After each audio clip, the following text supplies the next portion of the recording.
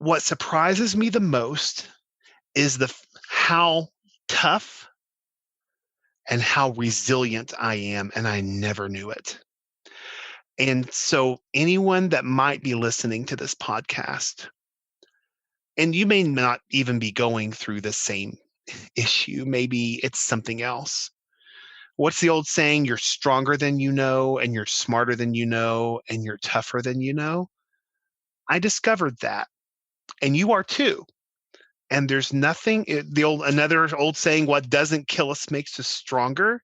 Whatever you're going through, you're going to be stronger and wiser, and you're going to be able to help somebody else after all of this is said and done.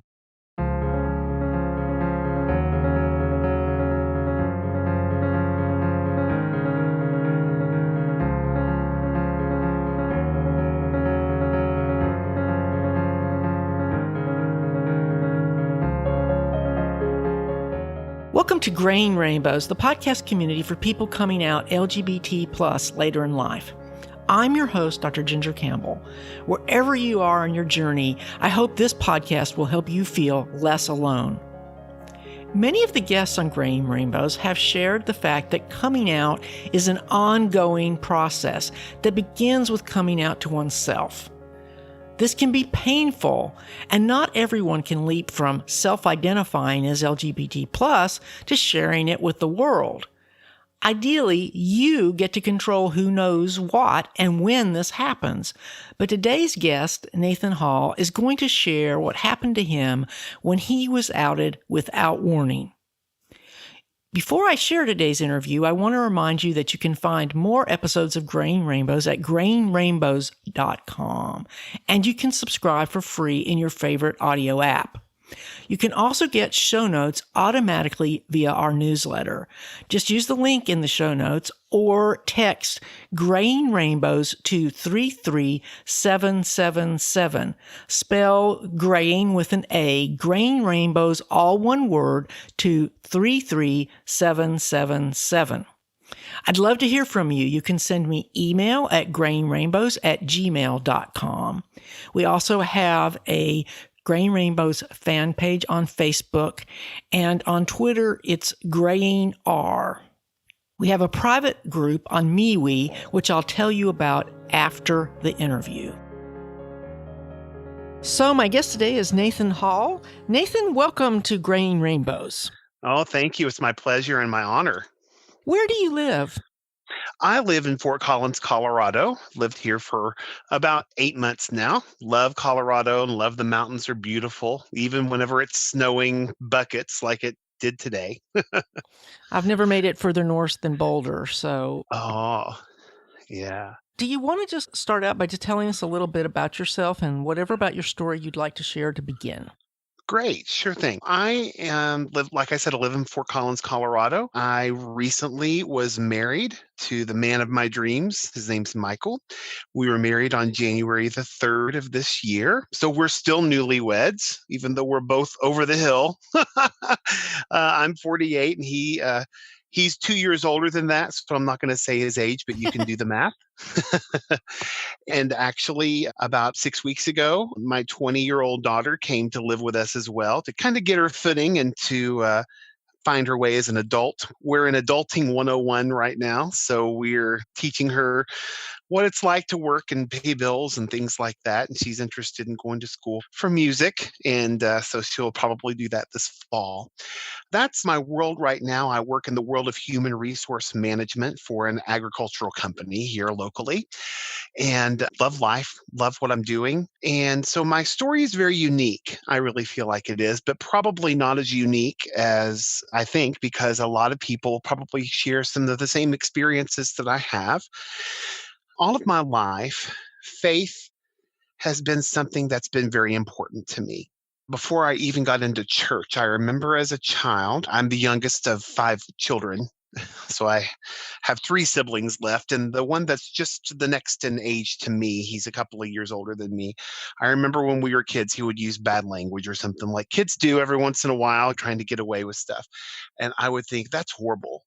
That's wrong. It is wrong to use bad language, and didn't really come from a religious or a spiritual home by any stretch of the imagination, but I just always had ingrained in me, I guess you could say, a moral compass, something that just guided me, and it's something that I'm thankful for to this day. And so faith has always been important. My spiritual life has been something that's been important. I got into church about a week before my high school graduation. A friend invited me to go to a church and kept saying no. I didn't really want to do that until finally she just kept asking. And I went to church with her to an Assemblies of God church in Kentucky, where I'm from originally. And I remember walking in and feeling something different than I'd ever felt before. My parents had divorced about a year prior to that, and so I had some things that were going on in my life, and I remember going to this church and feeling peaceful and feeling accepted and feeling loved, and I hadn't felt that in a long time or maybe even ever. And so that was how my faith journey started. It was that day in May of 1989 that I started my journey spiritually. They gave an altar call at the end of the service and didn't call us horrible, wretched, terrible sinners, but just said, if you're hurting, there's a God that loves you and he wants to know you. And I decided that day that was for me.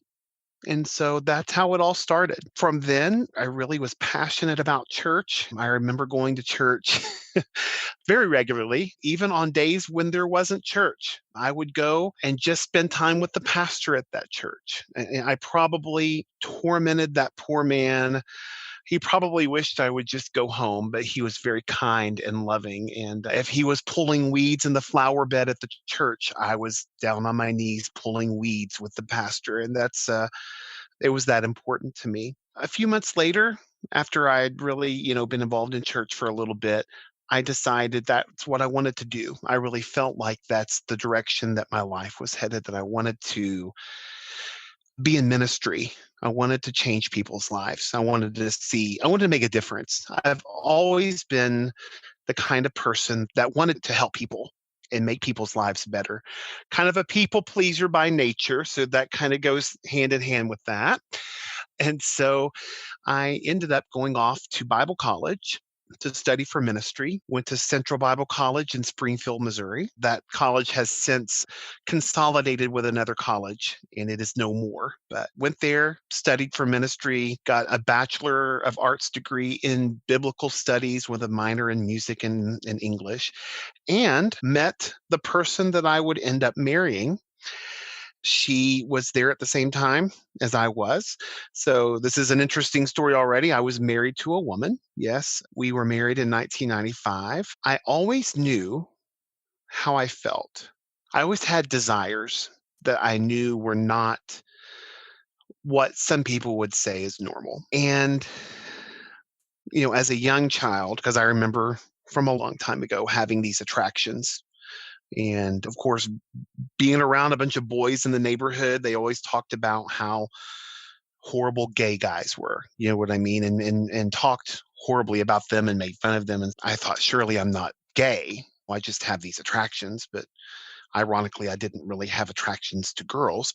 And so I just didn't say anything. And then I got into church. And while the church was loving and accepting of who they thought I was. At the same time, they preached the message that homosexuality or that lifestyle, if you will, is wrong, that it's contrary to what God's word says. And it was a sin, not much love there when it comes to that. And so, same thing when I went to Bible college. And I remember in those years having very strong desires and having to pray and say, God, please take this away from me. Take these desires away from me. Didn't really know of any other interpretation of those scriptures that are commonly now known as the clobber passages. Just took them for face value and was frustrated because I prayed and prayed and prayed and prayed. And we had chapel every weekday, every morning. where 1,000 people that went to this college would get together and have a church service every Monday, Tuesday, Wednesday, Thursday, Friday. And I remember spending long hours saying, God, I'm so ashamed. This is not what you want for my life. I don't want to be this way because of what your word says. Please take this away from me. Please. Begging God. I think that psychologically, I would probably convince myself that maybe God changed me.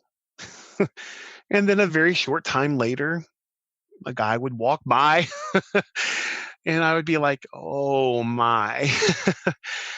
So there was probably a bit of frustration. And I don't want to say anger at God, but just confusion. How can a God who loves me allow me to be this way, even though I begged him for years and years to please take it away and he won't? And then make me miserable for all of my life.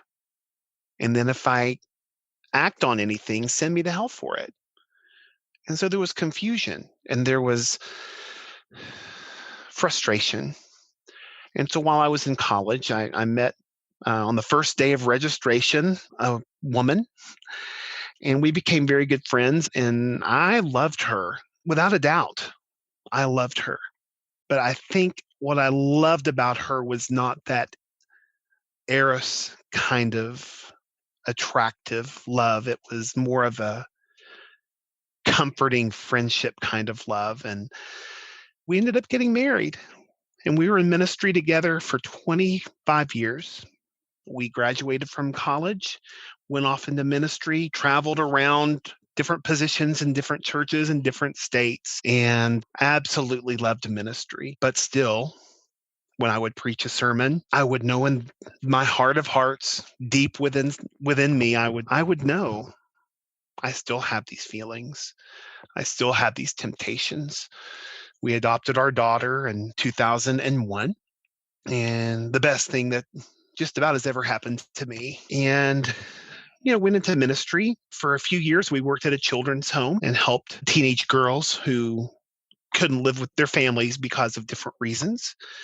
It was faith oriented within the Assemblies of God. And then went back to my alma mater, Central Bible College, and was the human resource director for a number of years. So I was on staff and administration at a college doing human resource management. This is where I got my master's degree from Evangel University, and was just doing my thing. And after a little while, it was announced that college would consolidate with Evangel University, and I was going to lose my job because I was the low man on the totem pole, if you will. And we decided to jump back into ministry, full-time church ministry. So we went to a position at a church in Oklahoma. Loved it, loved ministry there. And then about 3 years ago, we were at a church event. It was the first volunteer appreciation banquet that we were going to do. And right in the middle of this banquet that my ex-wife had planned masterfully, she did a great job at that, I had a stroke. My face went numb and I was confused, and they took me to the hospital. They drugged me out of the event, which was a little embarrassing, and took me to the hospital, gave me medication to bust up the clot. And it was amazing how quickly I recovered. Hardly any effects from the stroke. It was at that time that I began to look at my life, and I looked and I thought, I could have just died. I didn't. What am I going to do with the rest of my life? I knew that I couldn't go on. I don't want to say I was living a lie, because I wouldn't really consider that to be true, but I know that I wasn't living fully as who I am. And I knew that if I did that, if I were to live as who I really am, that it would, at the time I thought, ruin my life. It would change everything. And so I thought for a little bit, and I still wrestled and struggled with the faith issue, with the faith and homosexuality. And so I began to connect with people on Facebook, on social media that I knew were in the faith community. I went to Bible college with some of them, and they said they love God and they were active in the faith community and they were gay. And so I started to reach out. I've been told this all of my life that this is wrong. Yet here are some people that say, no, it's not wrong. And I wanted to know how they came to that conclusion. How can you say that you're a Christian and not believe you're going to hell for living a gay lifestyle? So I began to connect with them. Of course, I prefaced my questions with my situation of saying, I didn't want to come at them like I was being accusatory. I said, look, this is what I'm going through. I'm struggling here. This is how I feel. So now I want to ask you these questions. And they were wonderful and they were patient with me. And I had, oh, I had so many questions. I probably tormented them. And I said, I want to know. I want to know how you can reconcile your faith with your sexuality, with your sexual orientation and your identity. I made friends with a lot of people and I started listening to a lot of stories of people in the faith community who were ostracized, who were kicked out, outcasts. And it was amazing. That led me to become friends with a lot of people in the LGBTQ community. Some were very faithful, loved church, loved God. Some were completely the opposite. They wanted nothing to do with church or faith. And because they'd been hurt so badly by upbringing, by family members, or really just by what the media says about the faith issues and homosexuality. And so I made a really good amount of friends and developed a network of friendships on Facebook. And so I was learning a lot of things and I really coming to terms with who I am as a gay man. And so while this is going on, I'm making friends, I'm meeting people, having breakfast with people, just listening to their stories. And it was amazing to me. I learned that not every gay man is 22 years old and single and it weighs 135 pounds. Some of them are like me. I'm a big boy, and I'm old. I'm 48 years old now. And I've got a kid and I've been married for 20 something years. And I thought, surely there's no one in the world like me. I discover that it's everybody. It's every segment of demographic, age, of generation, of familial situation. It's diverse. And I finally understood that's really what they mean by the word diversity. It's not just, oh, well, you're gay, you're diverse. Yeah, that is a brand, if you will, of diversity. But it's not just you're gay, you're diverse. It's you're a lesbian and you're married to a woman and you have 3 children, or you are a gay man who's 55 and you're divorced and you have a group of friends that you have breakfast with every Saturday morning at a restaurant. You know what I mean? It's diversity. And so I developed that network and I was learning and on staff at a very good sized church in Oklahoma City, an Assemblies of God church, on staff full time, loved my job, absolutely loved serving people because again, my faith is important to me.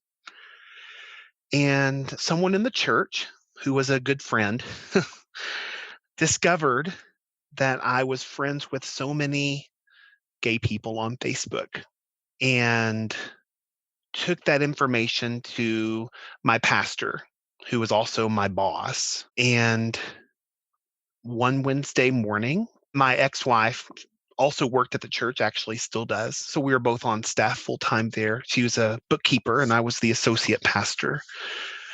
Pastor said, I'd like to meet with you guys in the morning on a Tuesday. So we walked in on Wednesday morning to his office and there was my friend and her husband, who was a deacon in the church, and the pastor's wife was in there, and my ex-wife and I walked in.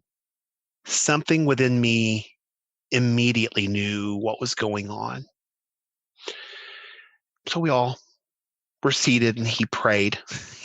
He opened the meeting with prayer and then he asked me if I knew this list of people, and they were all my gay friends well, not all, but they were a representation of my gay friends on Facebook.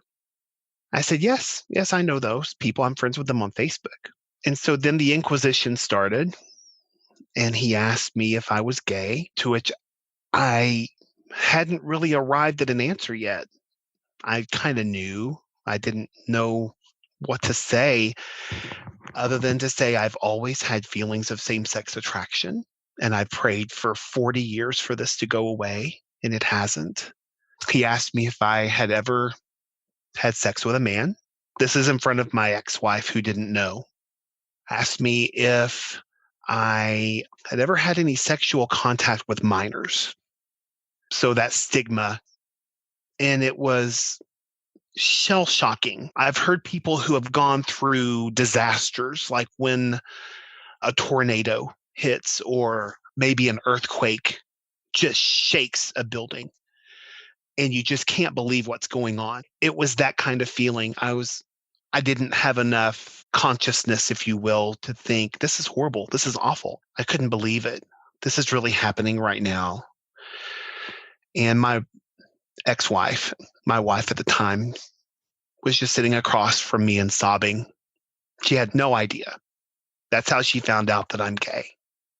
And we talked a little bit more in that meeting. It lasted a long time. He read off all the Clobber passage scriptures, which I didn't refute at that time.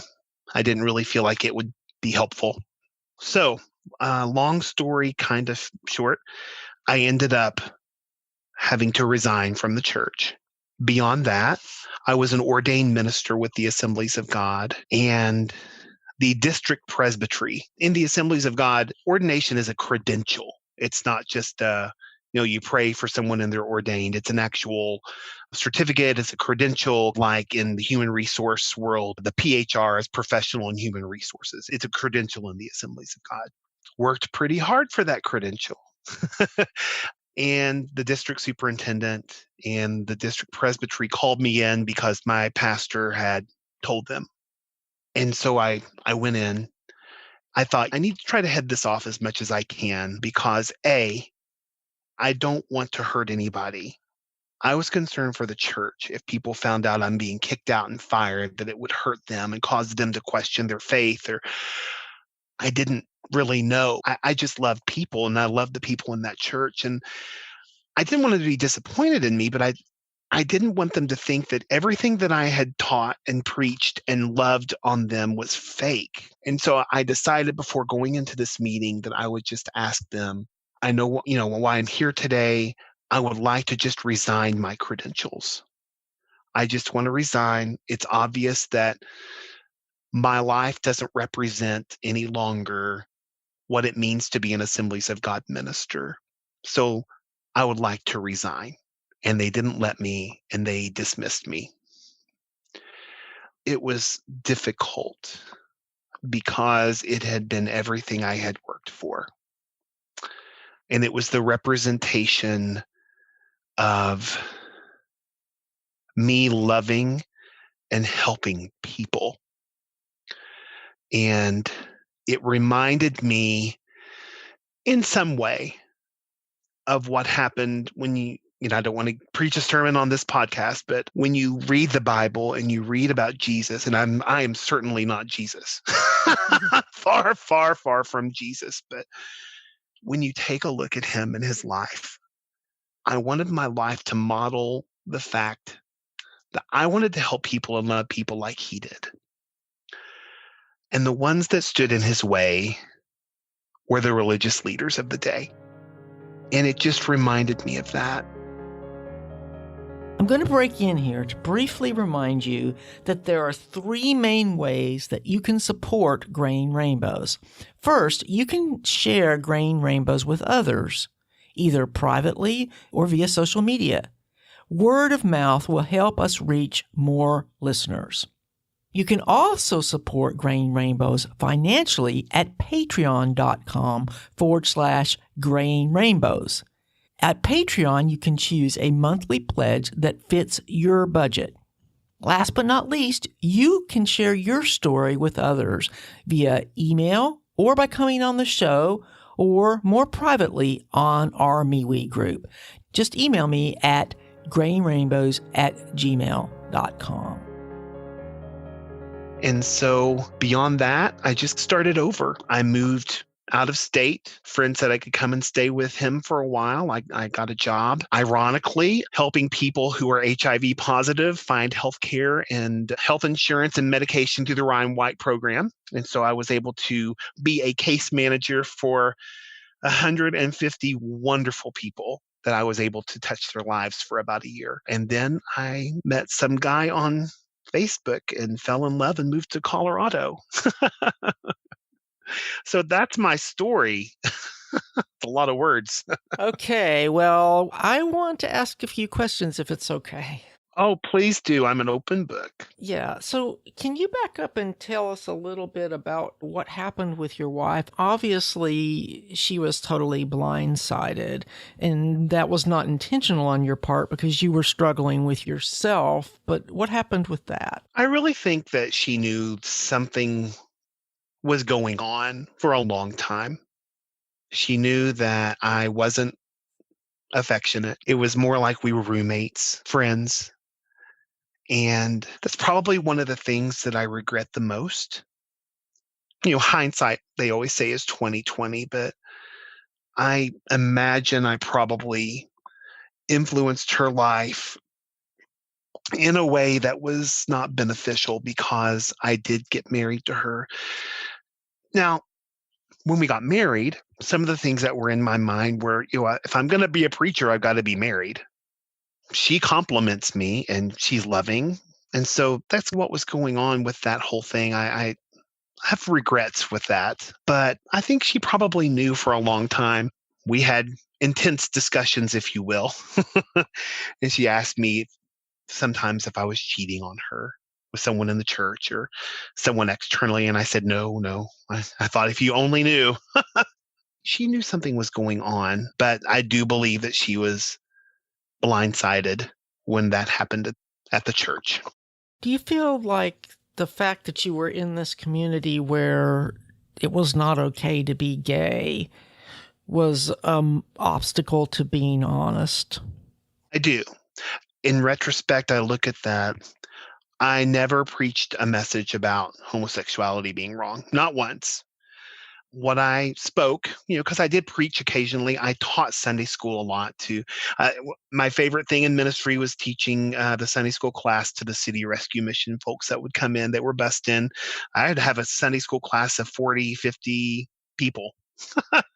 And I would talk about freedom. I would talk about loving others. I would talk about before you judge somebody else, look at your own life, things like that. And in that environment, it was easy for me to just repress and pray. Probably, I remember thinking multiple times, many times, this will be the way it is until I die. I will never entertain this other than a temptation or a thought that I'll pray and ask for forgiveness about. And that was my life for 40 years. And it took a near death experience to really wake me up. Well, I know we don't have time to go into the whole issue of how to overcome the clobber passages, but how about just sort of like a Cliff Notes version? Okay. When I was making friends on Facebook with all these people who were in the faith community that were gay, I would ask questions. What about this verse in Romans? What about this verse in Leviticus? And they would talk to me about those, but they also would point me to sources that I could read for myself about learning what this one verse says. For example, and not to get preachy or anything like that, but it says that it's an abomination for a man to lie with a man. Well, it talked about that passage, and it talked about what the context and the cultural impact of that was. And it's not what has been preached in churches since early last century. And so I started to learn this interpretation is one interpretation, but there's another interpretation of this verse. And so it's like the collective of everything just proved to me that what I'm experiencing is not sin. And I began to realize that either A, God created me this way, or B, God allowed me to be this way. And there's nothing wrong with that. It's just different than other people. There's some very good books, some very good authors. Matthew Vines, he's an excellent young man who has been incredible to help people in the faith community if they're willing to receive that help and that knowledge. There's another book called "What Does the Bible Really Say About Homosexuality" by Helminiak. That was right next to my Bible, for it still is, and it talks about those passages. And learning is so important.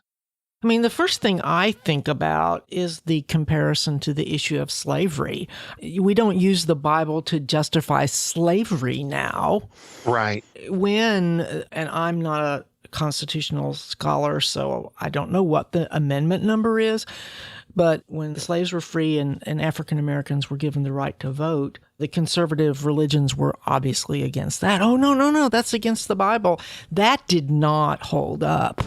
They weren't able to take away their rights because they said that it was in the Bible. I hope somebody remembers this if things continue in the unfortunate trend that they're going in right now, is that it's the same thing. I mean, using the Bible to point to a few scriptures, verses, that doesn't mean you can use it to support something that's really, to my mind, outdated, because we now know that people are basically born gay and we don't exactly understand why, but there's no doubt that it's not a lifestyle choice. And obviously people like you prove that it's not a lifestyle choice. Oh, goodness. No. And it's a funny thing that you said that. And this sounds strange at first, and I've heard other people say this. I'm proud of who I am. Now, I don't know that I will ever march in a pride parade with a rainbow flag wrapped around me, singing songs and being crazy, but I'm not ashamed of it. You know what I mean? But the flip side of that is this. Would I have chosen this if I could have chosen something else? And you have to consider that. The pain that people like me and others have gone through at the hands of those in the faith community. Would I have chosen that if I could just choose to not be gay? Of course not. Exactly.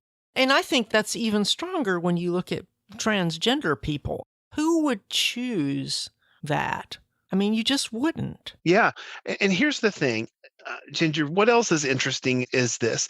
I go to a wonderful church here in Fort Collins with an amazing pastor. She's one of the best pastors in the country as far as I'm concerned. Not a huge church. It's just church of about 200 people that just loves people and believes that all means all. What is fascinating to me is this: coming from a world, I'll say the Assemblies of God because that's what I used to be, but denominations that are more fundamental and evangelical. And you take a look at their worldview and you take a look at the way they use scripture and the way they look at other people who are different. It's almost like the 13th Amendment that abolishes slavery never happened. They will use the Bible to say how people are wrong and say you must change or go to hell. And honestly, Jesus, when he was here, whenever he was the Word, is what James says, he was love. He showed love to people. The people he was upset with, a vast majority of the time, religious leaders. Yes, it was. And why can't we? And I know this isn't necessarily a podcast about the faith community, but it's tied in. Why can't we as a faith community just show love and let the cards fall? If your faith system says you're going to go to heaven or hell, are you going to send someone else to heaven or hell? No, you're not. That's not your job. Love them. Just love that person, even if they are way different than you, even if it's a man that's dressed like a woman, even if it's someone that you've never even come into contact with anyone like that. That's what Jesus does. He loves, and he still loves. That's something that I will go to my grave recognizing and realizing that love and wishing that love for everybody because he loves everybody. Sorry, I guess that was That's okay. sermon number one. I actually think your position probably represents what most Christians believe, but unfortunately, the minority is the loudest. Yes, absolutely. You have those with picket signs, those with hate speech. And unfortunately, it's coming to the undoing of the church. And it's not just from the LGBTQ community. We have a generation of people like my daughter's age. She's 20. We have that generation of people that are coming up that may not be in the LGBTQ community, but she sure sees how the church treats those people like us. It makes them not want to have anything to do with the church or find a church that is affirming and inclusive.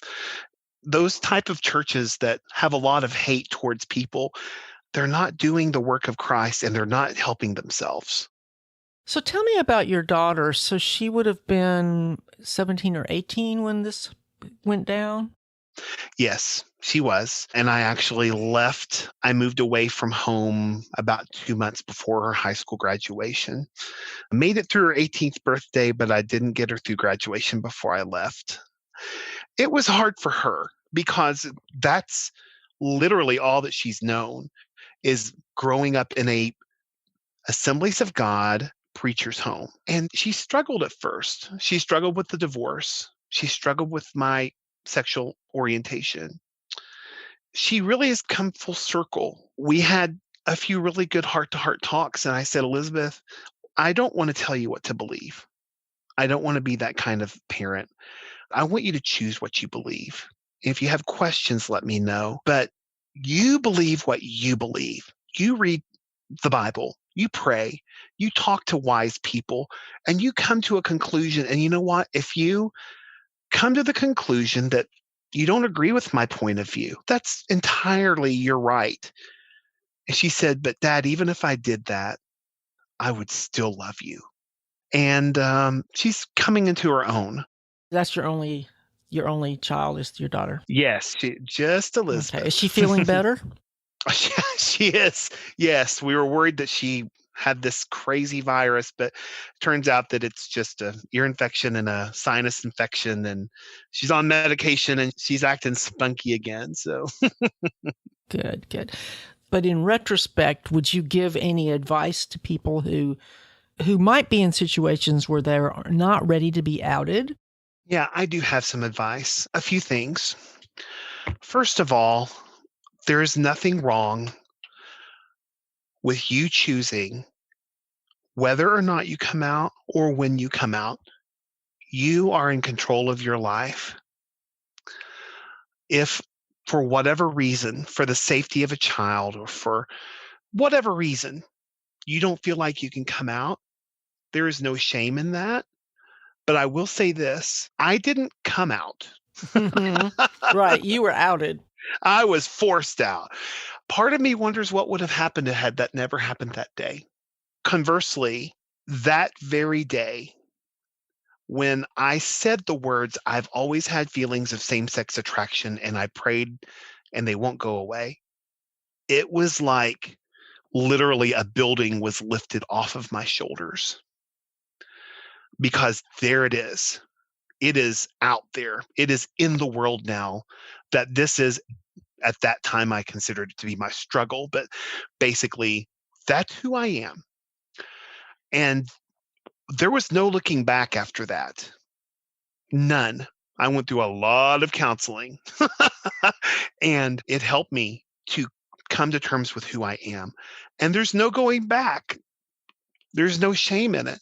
But for people who are trying to weigh that decision, should I come out? Should I not? That's an individual topic. I will say this, that there are people in that very church where I was when I was outed that have reached out to me and have said, thank you. I love you, have accepted me. Not very many, but there are a few. And if a church of 400 or 500 people, statistically, You Right. know, if you are thinking about, and it's no different in the church. Some people say, well, gay people don't go to church. People in the closet sure do. I can tell you that. And so statistically in a church of 400, there was probably about 40 of us family members that were there, and none of us were out. By you coming out or being forced out, you never know how you're going to impact someone else's life. You never know. Because I even met another friend who had gone to the church but went to a different church, and that individual confided in me that they too were in fact bisexual, and nobody knows. Nobody knows. I've been a source of support for that person as well. So, what's the biggest surprise of this journey so far? The biggest surprise of this journey would have to be that I'm okay. Through everything I've gone through, I also had a stint in the hospital where I had an abscess in my spinal column. They had to operate in an emergency fashion, and I had to learn to walk again. I was in rehab for a long time in the middle of all of this happening. So, what surprises me the most is how tough and how resilient I am, and I never knew it. And so, anyone that might be listening to this podcast, and you may not even be going through the same issue, maybe it's something else. What's the old saying? You're stronger than you know, and you're smarter than you know, and you're tougher than you know. I discovered that, and you are too. And there's nothing, another old saying, what doesn't kill us makes us stronger. Whatever you're going through, you're going to be stronger and wiser, and you're going to be able to help somebody else after all of this is said and done, whether it's coming out of the closet, whether it's going through a medical crisis, whether it's a family situation. You will be surprised at how strong you are and how okay, even better than okay, you're going to be. So it doesn't matter if you're 13 years old and you're listening to this podcast, you're like, should I come out? Or if you are like me, you're an old dude that you're going to be okay. And it's going to be okay. And you're going to be great. Is there anything else you'd like to share before we close, Nathan?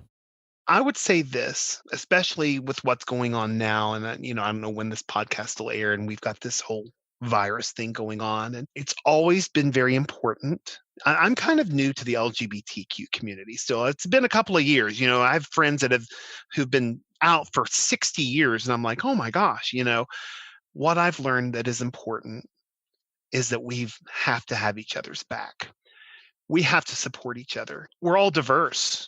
We all have different ideas about sexuality and about family lifestyle. Some people think, even in the LGBTQ community, well, no, I don't want to get married because that makes me heteronormative and all this different stuff. We have different opinions, and just because we're all gay doesn't mean that we're all clones. But here's my perspective. We all do have at least one thing in common, that we're different. And that makes us alike. And that makes us stronger in numbers. And that makes us able to help each other. You may have a friend that's struggling right now, and he may never come out, or that just came out and they're 17 years old and their family just kicked them out of their house. Let's support each other, and let's love each other, and let's have each other's back. That's how we get stronger. And I really appreciate you sharing your story with us tonight. I say in every episode, the reason why this podcast has moved in the direction of storytelling is because I strongly believe that every time someone shares their story, it helps somebody else. Yeah, it's already helped me. Listening to this podcast has helped me. Lauren Olson, oh, good grief. What a good guy. Well, isn't he like, like the Godfather? Yeah. I'm like, good grief, his story. And what an encouragement and a help that was to me.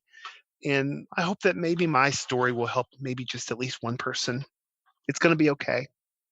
Yeah, we'll just have to wait and see how long we have to put up with this pandemic problem. Oh, but, goodness. one day at a time, I guess. That's right. Thanks again, Nathan, for taking the time to talk with me. Oh, absolutely. It's my honor. Thank you so much. First, I want to thank Nathan Hall for sharing his story with us. Strangely enough, it's been almost a year since we recorded this conversation. So I reached out to Nathan for an update.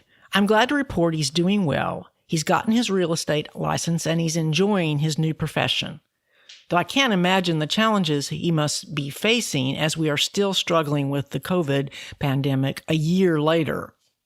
At the end of every episode, I mention that the show notes should be appearing in your audio app, but you can also find them at grayingrainbows.com. In the show notes for this episode, I've included links to the books that Nathan mentioned because I know faith issues are important to many listeners. However, I also got an email recently asking me to have a humanist share their story. So if you consider yourself a humanist and want to share, feel free to email me at grayingrainbows@gmail.com. I'm also thinking about compiling a book of people's stories, since we've all had the experience of looking in vain for books that reflect the experience of coming out LGBT+ later in life. The core of the book is likely to be stories from this podcast, but if you're interested in sharing your story without coming on the show, you can still contact me at grayingrainbows@gmail.com. This project is still in the early planning stage, so don't hesitate to reach out to me no matter when you hear this episode. Before I close, I want to talk about our private group on MeWe. As Nathan's story illustrates, there can be concerns about privacy on Facebook, and that's the reason why we moved our private group to MeWe. You can learn more about their privacy policies at MeWe.com. To join the group, you need an invitation, but all you need to do is send me an email at grayingrainbows@gmail.com, and I'll tell you what to do next. For those of you who have joined the group, I want to encourage you to post. If you don't want to post something private, maybe you could just post comments about the latest episode. Anything to get the conversation going. I also want to thank those of you who are supporting Graying Rainbows via Patreon at patreon.com/Graying Rainbows. Another way you can support my work is by buying my book, Are You Sure? The Unconscious Origins of Certainty, from your favorite online bookstore or at brainsciencepodcast.com. You can also find more episodes of Graying Rainbows on the website and subscribe for free. And to get the newsletter so that you can get episode show notes automatically every month, just text Graying Rainbows to 33777. Spell graying with an A, Graying Rainbows, all one word, to 33777. I'll be back next month with another interview. Until then, please check out my other podcasts, Brain Science and Books and Ideas. Thanks again for listening. I look forward to talking with you again very soon.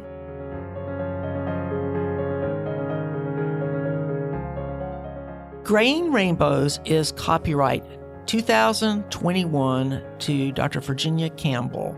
You may copy it to share it with others, but for any other uses or derivatives, please contact me at grayingrainbows@gmail.com.